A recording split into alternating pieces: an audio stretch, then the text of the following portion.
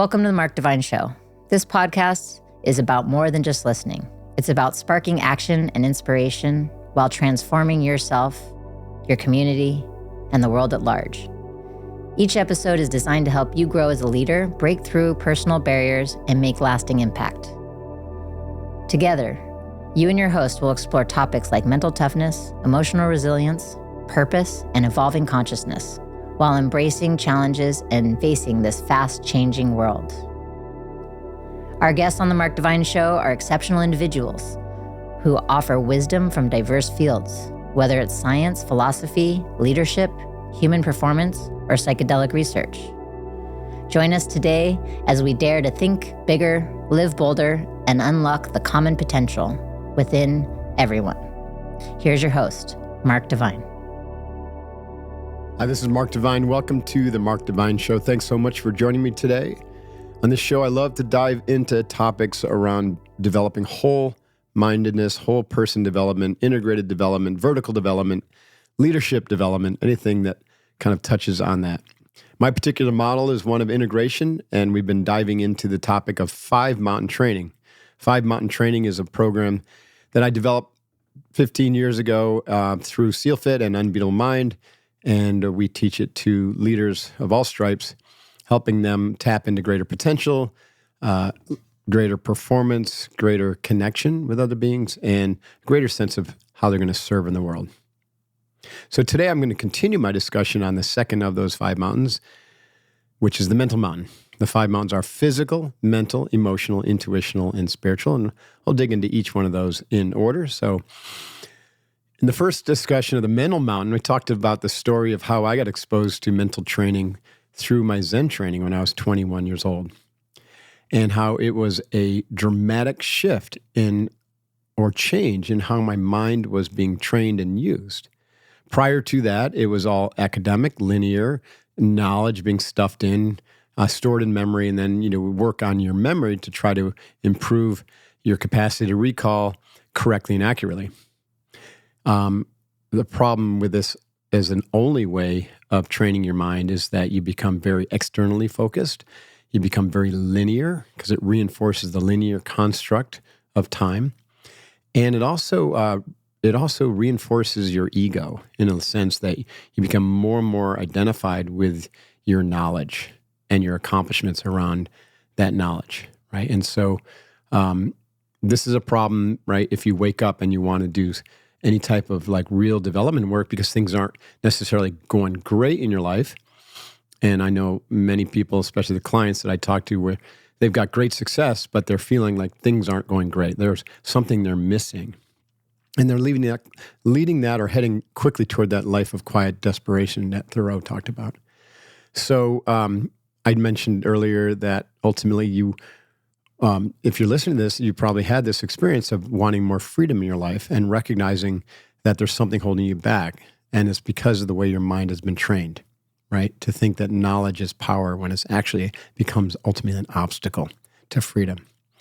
So I learned on the meditation bench under the watchful eye of Master Tadashi Nakamura that there's another way to train the mind, and we train it through whole mind training. And the process, of course, you've heard the word, is called meditation. And meditation simply means the control of your attention or learning how to pay attention. But then, what are you paying attention to? That's a whole nother discussion, right? There's literally hundreds, if not thousands, of meditation techniques that you can all kind of bucket under this idea of meditation. And they all have some value. And they're meant to be used in kind of a sequence or different types of life or to develop a certain type of skill. So my hope here is to kind of parse through and give you some clarity on what these different techniques are. In my last show, on part 1 on the mental mountain, I discussed 3 of these techniques. One was arousal control. And arousal control is simply using the breath, nostril breathing, to calm the body down and to get out of a state of hyperarousal and to reactivate your parasympathetic rest and digest aspect of your nervous system, which calms your body down, which calms your brain down, and gives you the capacity to go deeper with your work. The second skill is attention control. Attention control is being able to develop the capacity to hold your attention on one thing. And when I teach it, I have them hold it on the process of breathing through the nose, and we do something called box breathing, which is a 4-part practice: inhaling, holding your breath, exhaling, hold each one with the same duration. And we prescribe 5 seconds for each. 5-second inhale, 5-second hold, 5-second exhale, and 5-second hold. This practice of attention control channels your energy and crowds out other thoughts. So it's a concentration practice in addition to attention control. And it trains your mind to hold that attention on that one thing that you're doing. And you can use other things. Like we also teach using a mantra or an external object like a candle or a picture and those things. Those also work. But holding your attention on the breath has the additional benefit of the arousal control. So you get kind of 2 practices in one: arousal control and attention control. Now, as you start to develop greater capacity to hold your attention on that one thing, that box breathing pattern, then you develop deeper powers of concentration. This isn't just being able to hold your attention for longer, but you're actually strengthening your mind to be more focused, like a laser beam as opposed to a floodlight. So there's 3 really powerful skills that need to be developed roughly in sequence. The 4th skill that opens up naturally is what we'll call mindfulness, or I've also called mindful awareness. This is where, through that process of attention control and concentration, you become more and more acutely aware of when your mind pops off the concentration and it either becomes split, like you have a split attention, like part of your mind is focusing on the concentrated practice of the breath, and part of your mind is wandering around the hayfield, examining all the funny things out there. And so you notice that, and you're like, that's interesting. Or you notice when your attention is completely popped off the object of attention and is wandering around, and how often you get caught up in those thoughts. Are you tired of feeling like your gut health is out of whack? I know that I was. Then I discovered Seed's DS-01 Daily Symbiotic, and that's been a game changer for me. DS-01 is a clinically validated 2-in-1 probiotic and prebiotic. It's formulated with 24 strains that support your whole body. It's not just about gut health. This promotes radiant skin, immune system health, and helps maintain a healthy gut barrier. Since I started taking DS-01, I've noticed a real difference in how I feel every day. My digestion feels smoother, and I feel lighter overall. I've even recommended it to my mom and best friend who've had similar positive experiences. What's amazing is that over 1 million people have experienced the power of DS-01. That's more than the population of San Francisco. And 92% of them have recommended it to a friend or family member. If you're ready to experience a probiotic that actually works, go check them out at seed.com. That's SEED.com/divine. DIVINE. Use the code 25divine to get 25% off your first month. Again, 25% off your first month of Seed's DS-01 Daily Symbiotic at seed.com/divine. Again, use that code 25divine. Thanks, Seed, for being a sponsor of the Mark Divine Show. Hey, I'm excited to share with you my experience with Bird Dogs, a clothing brand that's changing the game with men's fashion. I've been running their products for a couple months now, and I've got to say, they are exceptional. Start with their classic quarter zip. These are perfect for those tricky winter, cold weather dressing situations. They strike an ideal balance between casual and formal, making them suitable for many occasions, from a round of golf to that first date. The comfort and versatility are remarkable. What about their pants? Their stretch khakis are incredible. Their revelation in comfort and style, maintaining a professional appearance suitable for the office, yet with the comfort typically associated with athletic wear. They're available in a range of colors beyond the traditional khaki, including graphite gray and hunter green. You can select your exact waist size and length for a perfect fit.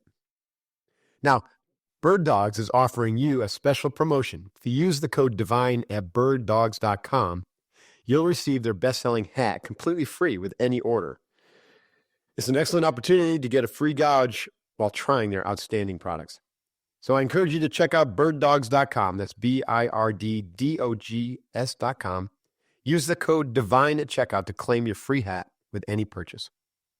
Bird Dogs offer exceptional comfort, and style, and they look great. Use the code DIVINE, DIVINE, at birddogs.com for that hat. This offer is only for a limited time. I recommend you check it out soon. Thanks, Bird Dog, for sponsoring the Mark Divine Show. And so that noticing begins to open up what we call mindfulness, which is the capacity to just observe the thinking. Now, the first step of mindfulness is actually what we'll call meditation or metacognition, which is thinking about your thinking. So you're still the thinker and you're now thinking about the quality of your thinking, which means you go back into memory and you think, how did my thinking go on that thing? And the hope is that you can learn something and improve your thinking. So we can also bucket contemplation into this category of thinking about your thinking, metacognition, and journaling, right? All very good practices because it's going to improve the quality of your linear rational thinking. But the more advanced skill is to move beyond thinking to pure awareness, to just to be aware of and observant of your thinking without actually thinking about it, but to be aware of it. So now you've moved beyond the thinking mind into the contextual mind, which you could loosely relate to the right hemisphere of your mind or your brain. So your contextual awareness is now aware of everything to include your thoughts, everything in and around you, which is inclusive of the thoughts. And so the sea change that happens in your life here is that you suddenly recognize that you're more than your thoughts. Thoughts are occurring, but you are not your thoughts. You disengage. You become somewhat detached and curious about your thoughts. And this is awesome because you want to ultimately move toward freedom. You want to be free of those negative thought patterns and the same thought patterns that just occur every day, day in and day out. And so mindfulness will lead you to this awareness that you are not your thoughts. And then you begin to be able to see the patterns of those thoughts. You see negative patterns, see patterns that aren't supporting you, see patterns that come out of the background that, completely hidden from your view. We'll call that shadow, from trauma or things that happened in your past. And now you can take those thoughts patterns and you can work with them. And we'll get more into that when we talk about the emotional mountain. So already we've had, this idea of meditation has led to these great skills, right? Arousal control, attention control, concentration, metacognition, and mindfulness. Well, the fourth skill that I want to talk about is, and I alluded to at the end of our last podcast on the mental mountain, is imagery, right? The capacity to use imagery in insight in very powerful ways. So what are we talking about? Let's define some things. So we all have, most of us have imagery associated with our memories and our projections. So memories is, again, linear-based thinking, left brain thinking. It's all stretched out and through what we call or experience as time. And so if you have a memory, you're going to have an image associated with that. The image may or may not be accurate. Most of the time, it's not accurate. But it's your perception of an event, and that gets stored in your memory bank, right? And then you have all future imagery is somehow connected to your representations of reality that is stored in memory, but projected into a future sense state. And so if all you do is store imagery and then project it in the future, then ultimately you're ensuring that your future looks like your past. So we want to begin to train our minds to change our mental representations from the past to be more positive, more powerful, and infused with the lessons of the past as opposed to the tragedies and traumas and the victimhood of the past. So that as a platform for projecting into the future, we've got a much more powerful and positive memory bank that we're drawing from. So we call this purifying your memories. Furthermore, when we project into the future, we can take control and through a process of refinement using our imagination, where we begin to be able to insert new thoughts, new ideas, some of which we've never experienced, or maybe we've we're associating it with something we've read or we've seen about someone else's life, or some vision of the future, which is a possible future. We can begin to create imagery around the future that we can then practice, and we'll call that a future self vision. Now, quick story. When I was training to be a Navy SEAL, which came 2 years into my meditation practice in New York City, 1987, all these things that I just talked about began to transform my mind. So that we call that metanoesis, transforming how your mind works, not the content, but the mechanism of your thinking processes. And so that led to me experiencing that moment of separation, that mindfulness, where I noticed that I was not my thinking. I wasn't my thoughts. I was not my thinking. I was something different. And so I began to explore that. Like, what is that? Who is that? And I started to get imagery and sensations about being a warrior. So that was pretty cool because I'd never experienced that. And suddenly I'm thinking, well, gosh, maybe I'm supposed to be a warrior, and yet I'm a CPA. I'm working on becoming a CPA and working on Wall Street. So I stayed with that, and I went through an entire process that took about a year to really recognize that the entire story that I was living, that I had been trained and conditioned to live, was not my story, right? It was a story of my culture, a story of my family. It was a story even of my academic institutions. But it wasn't my story, because my story, which was coming from a very different place, was that I was meant to be a warrior. And so I started to really lean into that and said, well, if that's how I'm going to be, then how? If that's what I am, then how am I supposed to be a warrior? And by asking better questions, then I was planting the seeds for to be shown, how. And that's when I learned of the Navy SEALs. I tell that story in my book, The Way of the SEAL, and also Unbeatable Mind. So once I learned of the Navy SEALs, it was very clear to me, like beyond a shadow of a doubt, that's where I was supposed to head. And so that gave me great confidence and courage to basically, set the stage for me to leave behind all that I was doing in New York, MBA, CPA, all that work. I knew that I was meant to be a Navy SEAL, and that was going to be left behind, and I was going to go for it. But it's not easy to get into the SEALs. And so I had to direct all of my mental power toward securing my spot in the Navy SEALs. And as a civilian officer, I was being told that I'd had a very little chance of getting a slot because they took maybe 1 to 2 people a year.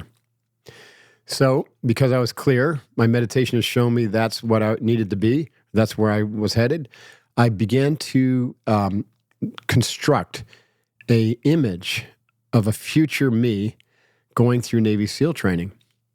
And I used for cannon fodder, for visual aid, the one video that I could find about the SEALs. This is, again, 1987.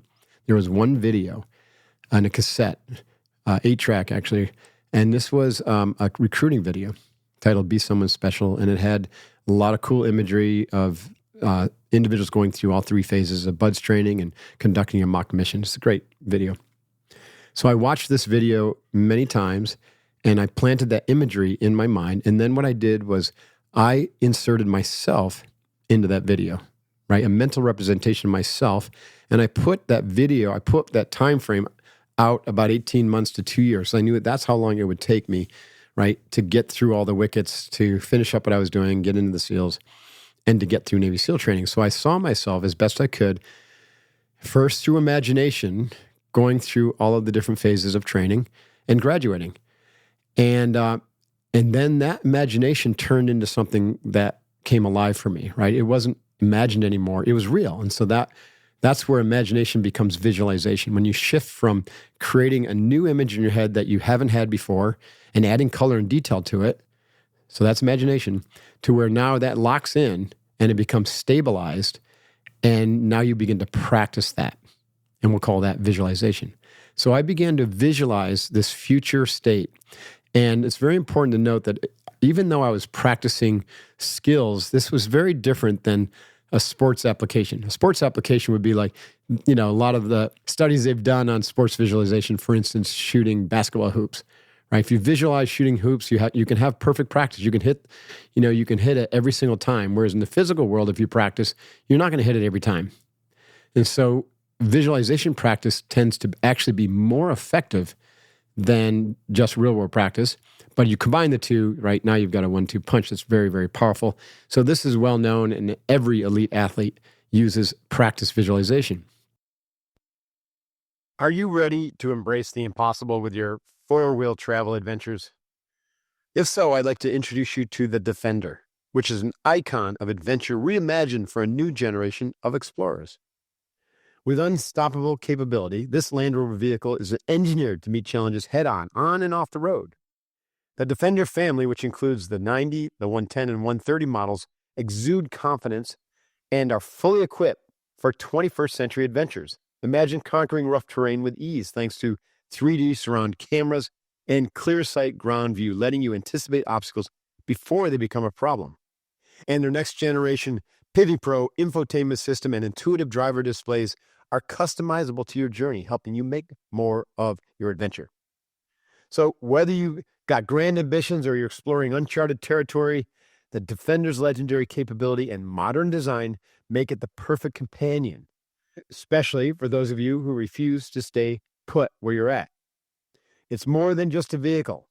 It's a statement of exploration and durability. So if you're ready to start your next adventure and you want a four-wheel friend that's up for the task, then you've got to explore the full Defender lineup. Go to LandRoverUSA.com. Again, LandRoverusa.com.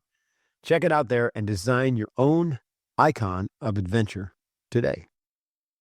But what if you want to actually, what if you don't have the character, the skills yet to do something that is very important to you, that's aligned with your mission, your purpose, and your calling, like becoming a Navy SEAL was? Well, then you do a version of the practice, but you're practicing not doing, you're practicing being. You're practicing becoming the individual worthy of that big, hairy-ass accomplishment, that big goal. So that's what I was doing. I began to practice a future state of becoming worthy to be a Navy SEAL. And I was just going on blind faith, right, at this time. But I had all the physical training. I was doing the physical training. I was doing martial arts. I was running and swimming. I had a lot of the foundational work done, but I credit this visualization practice with the ultimate success. Months into this practice, right? This is a daily practice. I did it at the end of my meditation every morning, 20 minutes, doing my box breathing, doing the attention control, arousal control, concentration, mindfulness. At the end, I would bring up this image and I would practice it for 2 to 3 minutes. I had a profound shift in my sense of self and awareness about 9 months into this practice. And I can only kind of talk about it in the sense I went from desiring and hoping to be a Navy SEAL to a sense of absolute certainty that it was my destiny. And I think it was that moment where my visualization practice had affected, right, at the level of consciousness to the point where it was a done deal. Like there was no way that it was not going to happen because I had already made it happen. And I call that winning in your mind. I had won in my mind. And a couple days after I had that experience, my recruiter called me and said, "Mark, congratulations. You have received one of the 2 billets to go to Officer Candidate School with a guarantee to go to SEAL training following that." I credit the visualization practice for that. So visualization is a powerful tool, and it often falls into the bucket of meditation, which is, paying attention, right? Because now you're paying attention to constructing the future that you want. While simultaneously, reliving and healing from the past so it doesn't drag you down. Anyway, so I think we'll stop there. A lot of other things to talk about when it comes to mental development, the importance of positivity, coming back and talking more about how do you control your attention in extreme circumstances or high risk or high tension circumstances. So we'll get into all those tools and techniques down the road. But for now, add visualization, add imagination and visualization in a future state to your morning routine. And if you have an evening ritual, which I highly recommend, you want to add a past regressive visualization to clear up any regrets and for your healing work. Thanks for joining me today on the Mark Divine Show. I hope you find this information useful and that you put it into practice, because if you do, it will transform your life. Till next time, Huya, Divine out. Thank you for joining us on the Mark Divine Show. We hope this podcast has enriched your life as well as encouraged you to think from new perspectives and make actionable change. You can find all the resources from this episode on the website markdivine.com, along with the video version on the YouTube channel. Just search Mark Divine. You can also connect with Mark Divine directly on Twitter X, Instagram, Facebook, or you can also reach out if you want to share ideas, bring up topics you'd like to hear Mark discuss, or any guest suggestions via his LinkedIn page, Mark Divine. A big thanks to our amazing team at Jet Studios, bringing this podcast to you every week. If you haven't done so already, subscribe to the Divine Inspiration newsletter. You can go to markdivine.com and subscribe there. Check out Mark's new performance-focused supplements at sealfitsupplements.com. If you are a new or regular listener to the Mark Divine Show, we would be so grateful if you could rate and review the show. It helps with visibility, and it also gets us out there to more people that are wanting to be positive change agents in this world. Remember, you have the power to create change you want to see. So let's all strive for a better world as trailblazers and warriors of positive change. Stay inspired, stay curious, and be uncommon. Thank you.